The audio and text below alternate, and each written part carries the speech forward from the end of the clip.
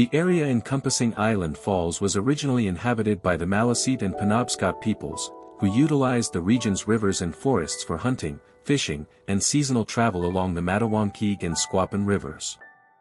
European settlement began in the late 18th century as Maine transitioned from Massachusetts. In 1801, the township, originally named Letter H, was granted to a group of proprietors. The first permanent settler, Amos Bailey, arrived around 1825, drawn by the abundant timber resources and the presence of a small island in the Mattawamkeag River, which provided a natural focal point for settlement, naming and development of the village, 1830s-1850s. The community was officially named Island Falls in 1838, reflecting the distinctive island and surrounding waterfalls that served as a primary power source for the emerging lumber industry. During this period, the settlement grew as a lumbering center. Entrepreneurs established sawmills and dams to harness the river's flow, processing vast quantities of white pine and spruce logs floated down the Mattawamkeag River to coastal markets.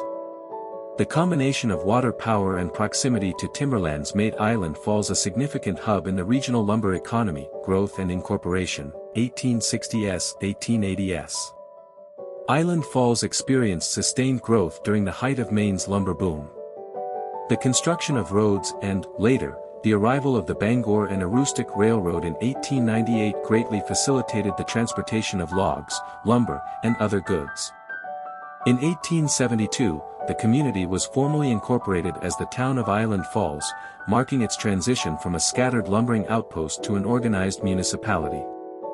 By the late 19th century, the town supported a population of approximately 1,500, with a robust local economy driven by sawmills, shingle mills, and small-scale agriculture. Economic transition and decline of lumber dominance, 1900 to 1950. The early 20th century brought significant changes to Island Falls as the most accessible timber resources were depleted, reducing the scale of large-scale lumbering operations. The town shifted toward smaller, more sustainable industries, including secondary wood processing such as shingle and lath production.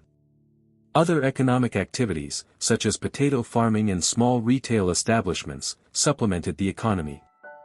Despite these adaptations, the population began to decline as the lumber industry's peak passed, reflecting a broader trend in northern Maine's rural communities during this period. Modern era and preservation of rural identity, 1950-present.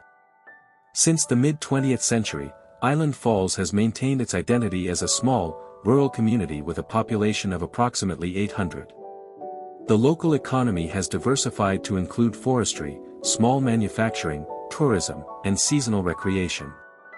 The town's scenic location along the Mattawamkeag River, combined with its historical significance as a lumbering center, has fostered a sense of preservation. Notable landmarks, such as the Island Falls Historical Society and the preserved architecture of its mill era, reflect the community's commitment to commemorating its past. Today, Island Falls remains a quintessential northern Maine town, balancing its historical roots with the challenges and opportunities of sustaining a small population in a remote region.